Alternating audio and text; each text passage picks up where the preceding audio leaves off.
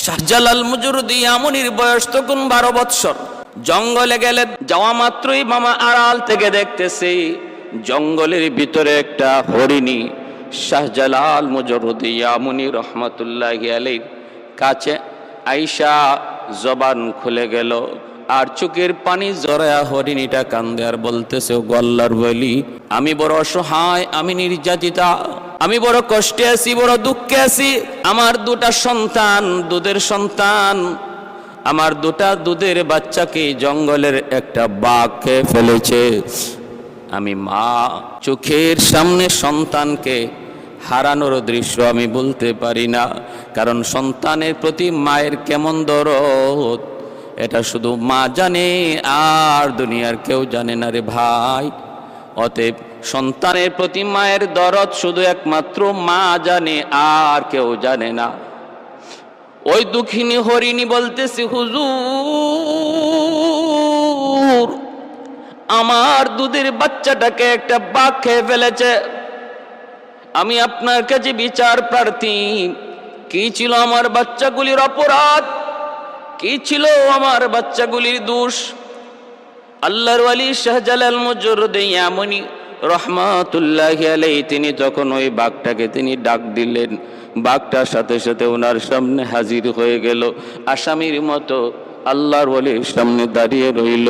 তারপরে তিনি জিজ্ঞেস করলেন, বিচারের কাঠগড়ায় দাঁড়ায় আছে জঙ্গলের বিশাল বড় রয়্যাল বেঙ্গল টাইগার, আর ছোট্ট বালক শাহজালাল মুজরুদি আমনি তিনি তো আছেন বিচারক।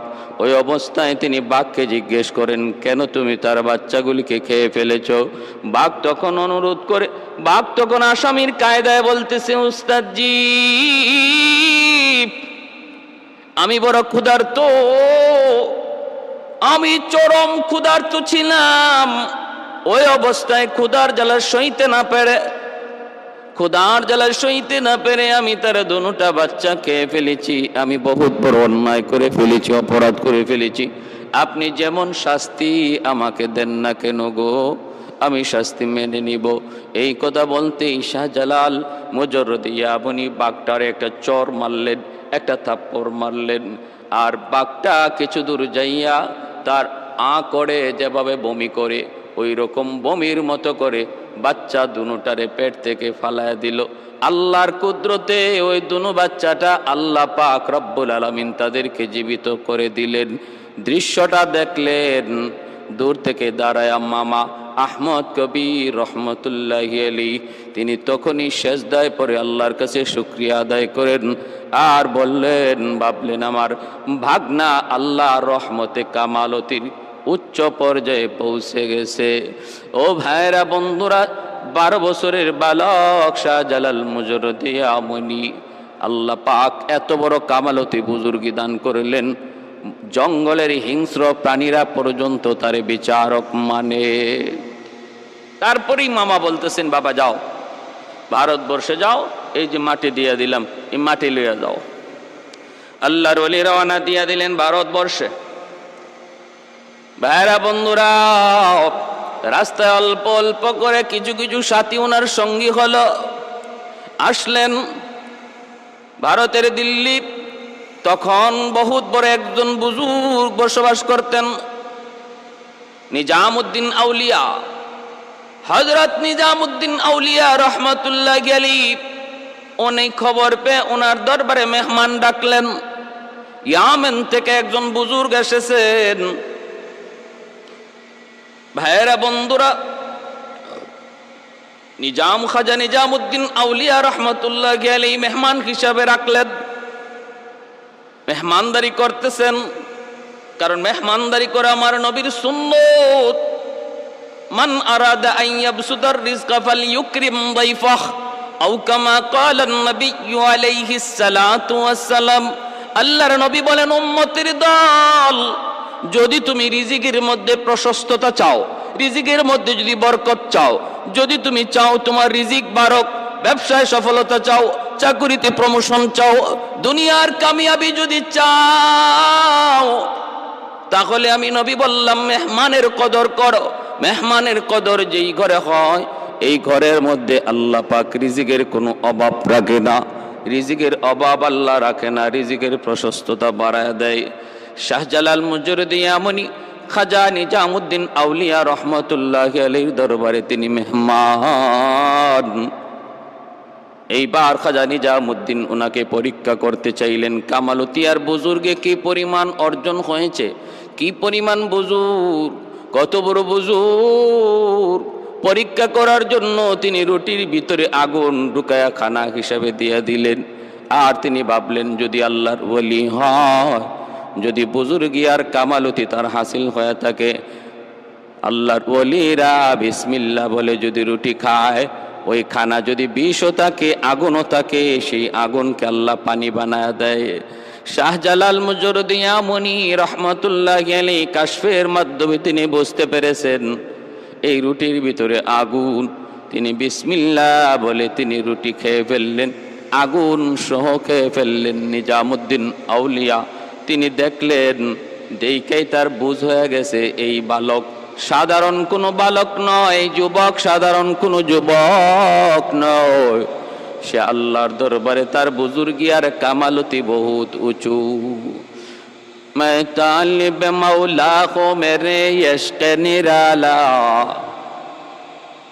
मैं तालिब मौला को मेरे इश्क निराला, है जुमला जहां जिनके तजल्ली से उजाला, है जुमला जहां जिनके तजल्ली से उजाला, माँ दर्द जहां गैर खुदा यार नदरे, जुजियात खुदा ही চেদিগর কারণ দারেম, जुजियात खुदा ही চেদিগর কারণ দারেম।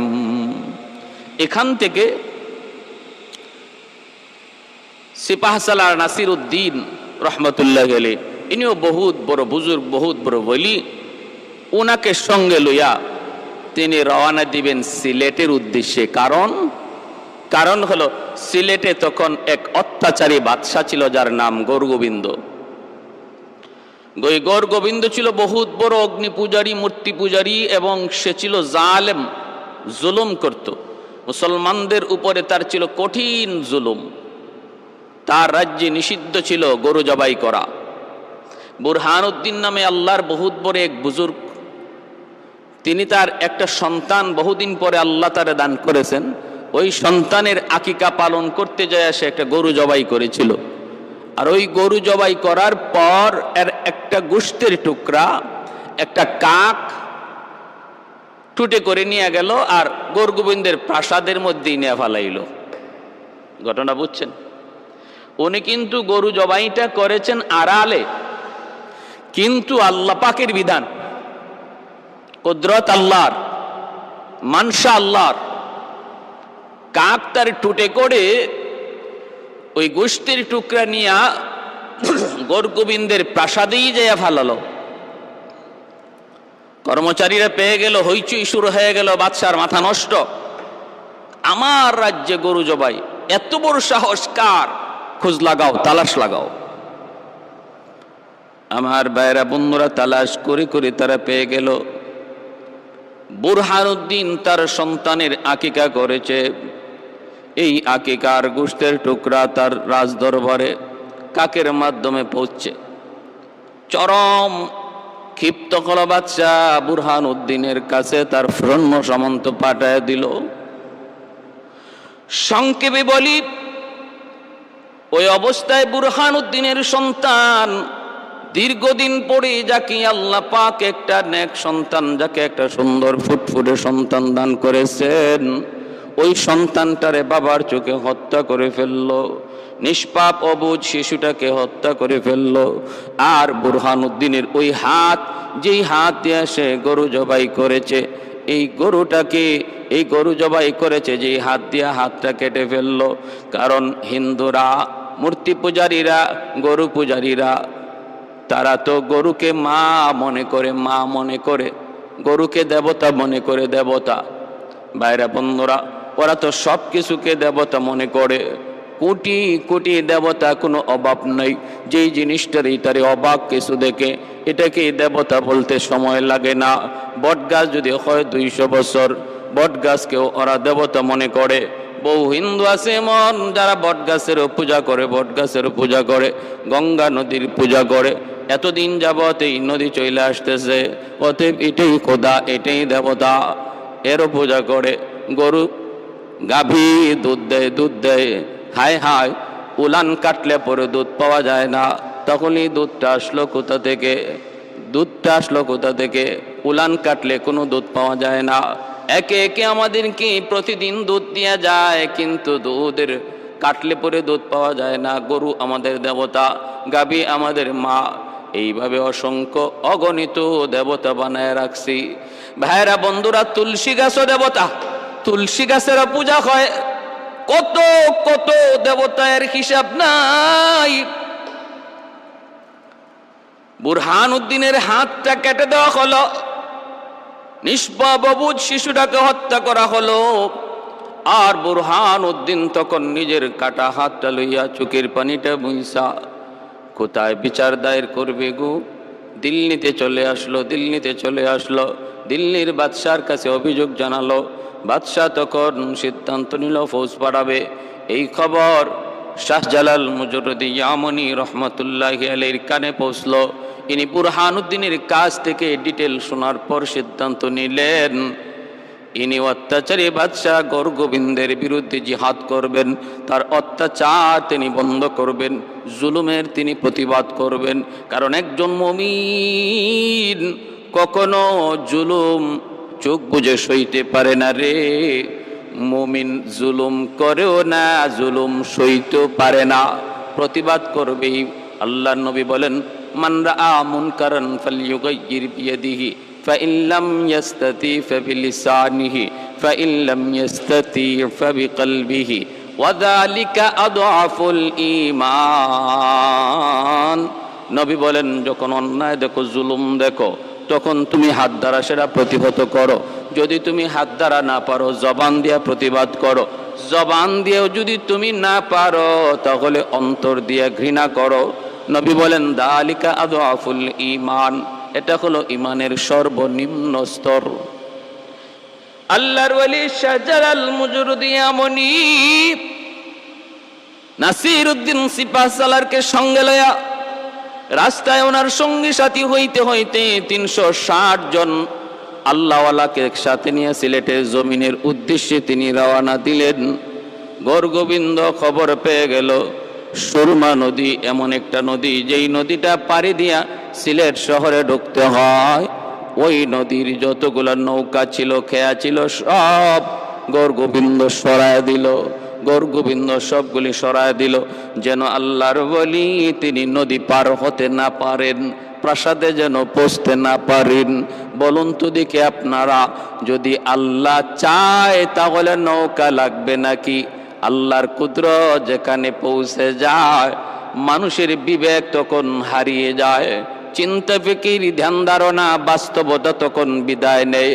আল্লাহর কুদরত যখন হাজির হয়ে যায়, কাদিরে কুদরত দারি বরকামাল, কাদিরে কুদরত দারি বরকামাল, আনতা রব্বি আনতা হাসবি যুল জালাল, আনতা রব্বি আনতা হাসবি যুল জালাল। আল্লাহর ওলি সুরমা নদীর কিনারায় গেলেন, যাইয়েই তিনি আদেশ দিলেন। এইদিকে নিজামুদ্দিন আউলিয়া রহমতুল্লাহি আলাইহি তিনি যখন ওনার পরীক্ষায় শাহজালাল মুজরদি ইয়ামনি বুজুর্গি আর কারামতির লাইনে পাশ করলেন, তখন তিনি খুশি হইয়া সিলেটের উদ্দেশ্যে পাঠালেন। আর ওনাকে হাদিয়া স্বরূপ এক জোড়া ওই জালালি কবুতর হাদিয়া দিয়েছিলেন। সেখান থেকেই জালালি কবুতর শাহজালাল মুজরদি ইয়ামনি রহমতুল্লাহি আলাইহির সাথে সিলেটে আসে। ছাই কালারের নাম তখন জালালি কবুতর ছিল না, ছাই কালারের এক জোড়া কবুতর হাদিয়া দিছেন। আর যেহেতু শাহজালাল রহমতুল্লাহি আলাইহির সাথে সিলেটে এই এক জোড়া কবুতর এসেছে, এজন্য এই কবুতরের নাম হয়ে গেছে জালালি কবুতর। নদীর কিনারায় পৌঁছে দেখেন ব্যবস্থা নাই, নদী পার হবেন কেমন করে, ব্যবস্থা নাই। আল্লাহর ওলি আল্লাহর কাছে সাহায্য চাইলেন, মালিক কিভাবে পার হব জানি না, ব্যবস্থা তোমার, আমার চেষ্টা, আমার ইরাদা। আয় আল্লাহ, নদী পার হতে চাই, কেমন করে পার করবা জানি না মাওলা। আল্লাহ পাক রব্বুল আলামিনের কাছে যখন দোয়া করতে লাগলেন, আল্লাহর ওলিরা চাইতে দেরি, দোয়া কবুল হতে দেরি হয় না। তিনি তো একজন মুস্তাজাবুদ দাওয়া ছিলেন, যার হাত উঠাইতে দেরি হয়, কবুল হতে দেরি হয় না। আল্লাহর ওলি শাহজালাল মুজরিদে ইয়ামুনি হাত বাড়ালেন, আল্লাহ দোয়া কবুল করলেন। মালিক জানায় দিলেন, অন্তরে ইলহাম করলেন, বন্ধু আমার, তুমি এইবার তোমার যায় নামাজটা নদীতে বিছায় দাও। যারা আল্লাহর ওলি তারা সবাই আল্লাহর বন্ধু। ওলি শব্দের অর্থই হলো বন্ধু, ওলি শব্দের অর্থই হলো বন্ধু, এর বহু বচন হলো আউলিয়া। তাদের প্রসঙ্গেই আল্লাহ পাক কোরআনে বলেছেন, আলা ইন্না আউলিয়া আল্লাহ লা খাউফুন আলাইহিম ওয়ালা হুম ইয়াহজানুন।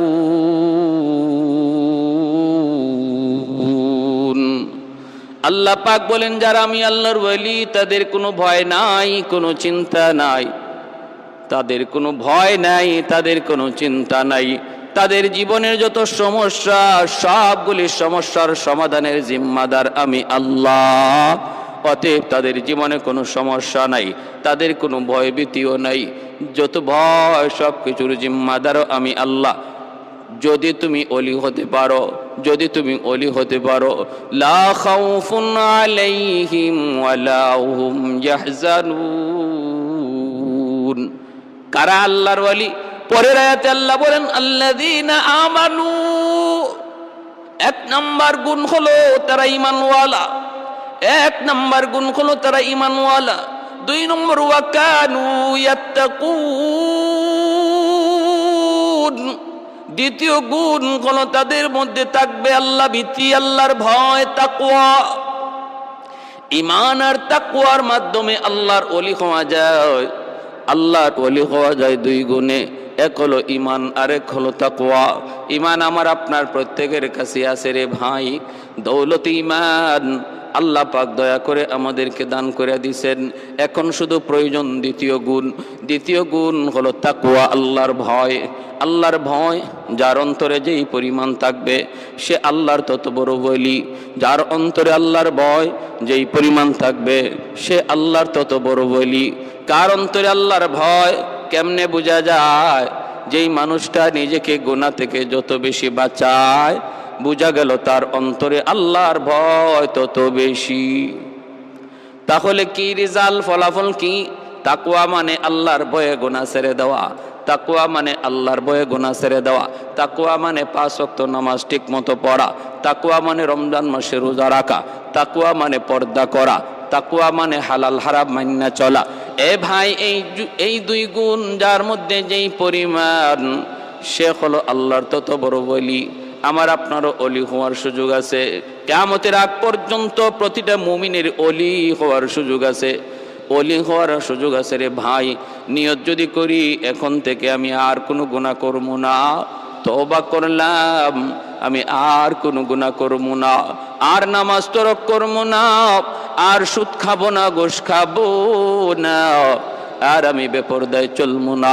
এই যদি এখন থেকে নিয়ত করি, পাক্কা নিয়ত করি, নিয়ত করা মাত্রই আল্লাহ পাক আমার নাম ওলি দপ্তরে লিখে দিবে। আল্লাহু আকবার। मैं तालिब मौला को मेरे यश्क निराला, मैं तालिब मौला को मेरे यश्क निराला, है जुमला जहां जिनके तजल्ली से उजाला। उल्फत में बराबर के वफा हो के जफा हो, हर चीज में लज्जत है या गुर दिल में मजा हो, हर चीज में लज्जत है या गुर दिल में मजा हो। एक चश्मे ज़दन गाफिल अज़ा शाह नबाशी, शायद के निगाहे कुनदगाह नबाशी, शायद के निगाहे कुनदगाह नबाशी। আল্লাহ বলেন, বন্ধু যায় নামাজ বিছায় দাও, যে আল্লাহ কাঠ নৌকার মধ্যে বসায় নদী পার করাইতে পারে, ওই আল্লাহ যায় নামাজে বসায়ও নদী পার করাইতে পারে। আল্লাহ বলে, বন্ধু যায় নামাজে বসে পড়ো। আল্লাহর ওয়ালি যায় নামাজে বসে পড়লেন। ওইদিকে গরগোবিন্দের বাহিনী নদীর পারে তীর নিয়ে দাঁড়ানো, লাইন ধরে তীর নিয়ে দাঁড়ানো। যদি নদী পার হওয়ার চেষ্টা করে ওরা তীর মারবে। দেখতেছে, হায় হায় হায়, এর কেমন মানুষ, যায় নামাজে বসে নদী পার হইতেছে, অথচ পানিতে ডুবে না, অথচ পানিতে ভিজে না। ভাইরা বন্ধুরা, পানি কার কথায় চলে? আল্লাহর। বাতাস কার কথায় চলে? আল্লাহর। সূর্য কার কথায় উঠে? আল্লাহর। সূর্য কার কথায় ডুবে? আল্লাহর। কুল কায়নাত যার ইশারায় চলে, তিনি আর কেউ নন, তিনি আমার আপনার মালিক, তিনি আমার আপনার মালিক। যার নাম, যার উপাধি রব্বুল আলামিন। আল্লাহ পাকের নির্দেশ, এরে সুরমা নদীর পানি সাবধান, আমার বলিকে তুই ডুবাবি না, সামান্যতম বেয়াদবি করবি না। আমি আল্লাহর হুকুমে যদি তুমি চলো, তাহলে আমার বন্ধুকে সসম্মানে নদী পার করায় দাও। ভাইরা, আল্লাহর হুকুমে পানি শক্ত হয়ে গেল। যেমন ভাবে মূসা কালিমুল্লাহ নীল দরিয়া যখন পার হন, আল্লাহ বলে, রে নীল দরিয়ার পানি বল, কার হুকুমে চলো? কই আল্লাহ তোমার হুকুমে। তাহলে আমার বন্ধু মূসা, এখন তোমার বুকের উপর দিয়া পার হয়ে যাবে। যেইভাবে আসো আলোক হয়ে রাস্তা করে দাও, রাস্তা। দরিয়ার পানিগুলা ভিন্ন হয়ে রাস্তা করে দেয়। পানি জমাট বেঁধে গেল, মাঝখান দিয়া একটা দুইটা নয় 12টা রাস্তা হয়ে গেল। কারণ বনি ইসরাইলের মধ্যে ছিল 12টা গোত্র, প্রতিটা গোত্রের জন্য একটা করে ভিন্ন ভিন্ন রাস্তা তৈরি হয়ে গেল। ফেরাউন যখন মাঝখানে গেল, রেডিমেড রাস্তা দেখে যখন ফেরাউন নিজেও পার হতে যায়, মাঝামাঝি যাওয়া মাত্র আল্লাহ কয়, পানি রে তুই আগের মতো হয়ে যা। হুকুম পাওয়া মাত্রই পানি আগের মতো হয়ে গেল। তাহলে আমরা বুঝলাম কি, পানি কার কথায় চলে? বলে আল্লাহর কথায় চলে। বাতাস কার কথায় চলে? আল্লাহর কথায় চলে।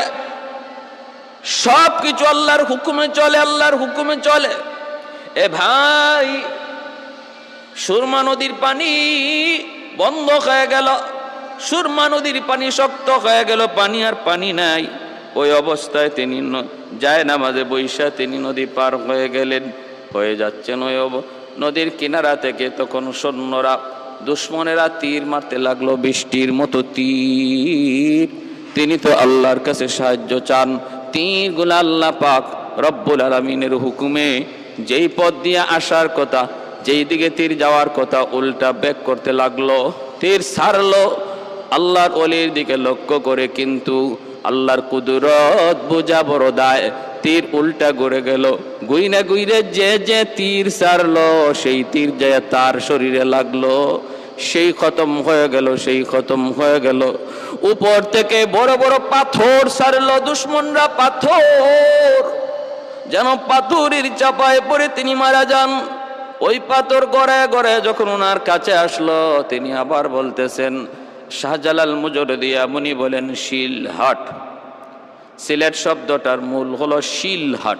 শিল শব্দের অর্থ হলো পাথর, হট শব্দের অর্থ সরে যা। যখন তিনি পাথরকে বলতেছেন শিলহাট, পাথর সরে যা, তখন এই পাথর যেই দিক দিয়ে আসছিল ওই দিকেই উল্টা প্রচন্ড বেগে যাইতে লাগলো। যে যেখান থেকে যেই পাথর ছাড়লো, তার সৈন্যরাই ওই পাথরের আঘাতে খতম হয়ে গেল। সুবহানাল্লাহ! আল্লাহ পাকের কুদরত কত বড়, আল্লাহ পাক কত বড় মহান। আল্লাহ যা চান তা হয়, মানুষ যা চায় তা হয় না। আল্লাহ যা দেখেন মানুষ তা দেখে না, আল্লাহ যা পারেন মানুষ তা পারে না। এর নাম হলো ঈমান। ওই পাথরের আঘাতও সৈন্য মরল, তীরের আঘাতও সৈন্য মরল। আল্লাহর ওলি শাহজালাল মুজরদি মুনি রহমতুল্লাহি আলাইহি তিনি সুরমা নদী পার হয়ে গেলেন। এইভাবে আমার ভাইয়েরা, আল্লাহ পাক বলে কাযালিকা নুনজিল মুমিনিন, এইভাবে আমি আমার ওলি আল্লাহদেরকে, নবী পয়গম্বরদেরকে যেইভাবে বিপদ আপদে মুক্তি দেই, আমি আমার মুমিন বান্দাদেরকেও বিপদের সময় মুক্তি দেই, যদি সে খাঁটি মুমিন হয়। আমরা যদি খাঁটি মুমিন হতে পারি, আল্লাহর সাহায্য এখন যে বন্ধ তা না, আল্লাহর সাহায্য অনন্তকাল জারি থাকবে। মুমিনের জন্য শর্ত শুধু খাঁটি মুমিন হয়ে যাও, শর্ত শুধু খাঁটি মুমিন হয়ে যাও। হাতে থাকবে আমার দুনিয়ার কাজ, দিলে থাকবেন আল্লাহ, হাতে থাকবে দুনিয়ার ব্যস্ততা। বিছায়া দাও। জায়নামাজে বসে জুন্নুন মিসরি তিনি নদী পার হয়ে গেলেন। বিচ্ছুর পিছনে পিছনে দৌড়তেছেন। হঠাৎ করে তাকায় দেখেন হাওরের মধ্যখানে একটা গাছ, গাছের নিচে একটা যুবক আরামে ঘুমাইতেছে। ওই যুবকের মাথার পাশে একটা বিষাক্ত সাপ ফনা ধরে আছে। যে কোনো মুহূর্তে বিষাক্ত সাপের দংশন। আল্লাহর ওয়ালি ভয় পেয়ে গেলেন, সাপে দংশন করবে। তিনি দেখতেছেন ওই বিষাক্ত সাপ, যেই সাপ যুবককে দংশন করবে। বিচ্ছুটা যাই আর দেরি করলো না, বিচ্ছুটা যাইয়েই লাফ দিয়ে সাপের মাথায় বসে গেল। বৈশাই সাপটা এমন ভাবে কামড় দিল, সাথে সাথে সাপটা জায়গার মধ্যে ছটফট করে করে মরে গেল। আল্লাহর ওয়ালি তখন যুবককে ডাক দিয়ে উঠাইলেন, রে যুবক একটু বলো না, এ যুবক কি কাণ্ড ঘটেছে? মাথার পাশে একটু তাকে দেখো। যুবক দেখতেছে একটা বিশাল বড় সাপ, বিষাক্ত সাপ মরে আছে। ঘটনা কি? কই ঘটনা হলো এমন, আল্লাহ পাক তোমাকে তো তার কুদরতে বাঁচায় নিছেন। কিন্তু আমি জানতে চাই রে যুবক, কি তোমার নেকামল, কি নেকামল, কোন নেকামলের উসিলায় আল্লাহ পাক তোমাকে সাপের দংশন থেকে বাঁচানোর জন্য নদীর ওই পার থেকে বিচ্ছু পাঠালেন, আর ওই বিচ্ছুটা ঈশা তোমাকে বাঁচায় নিল। এ যুবক, কি ছিল তোমার নেকামল?